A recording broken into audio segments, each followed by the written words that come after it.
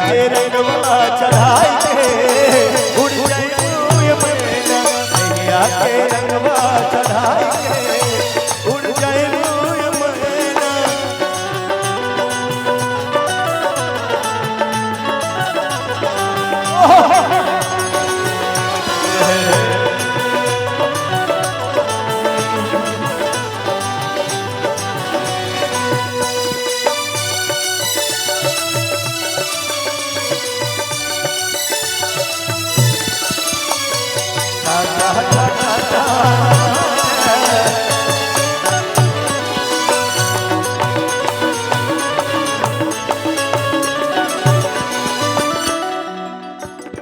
निंदिया है राई भुलाई बचैना नैन भइल दगाबाज हो।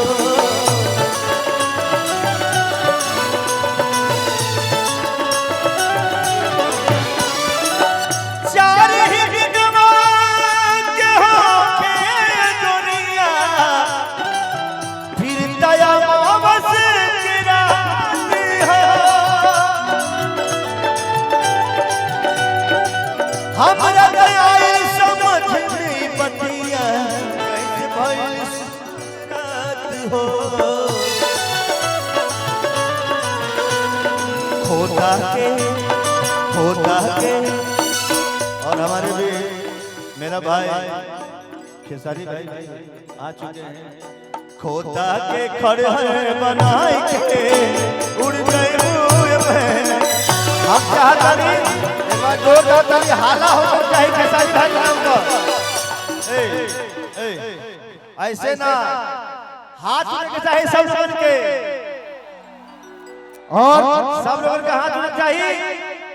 हमी के बीच भोजपुरी के ट्रेंडिंग स्टार आज के दौर की वैसन करीमा साड़न के वो बेटा आप सबके बीच ट्रेंडिंग स्टार खेसारी लाल यादव जी का आगमन हो गए भाई को जोरदार सा ताली बजा के स्वागत करें क्या।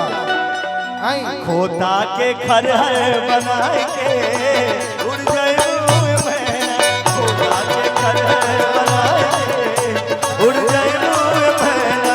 दिलवा में घर तू बनाए के उड़ जाइबू ये मैना।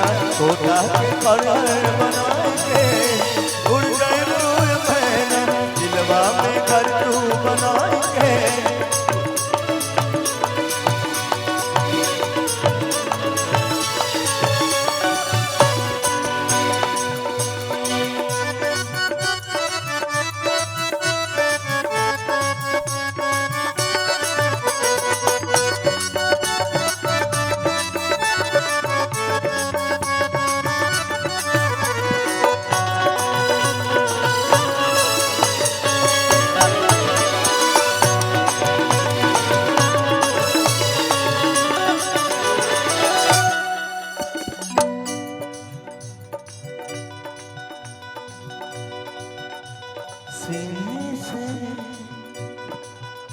लग जा तू मैं हूँ तेरा दीवाना।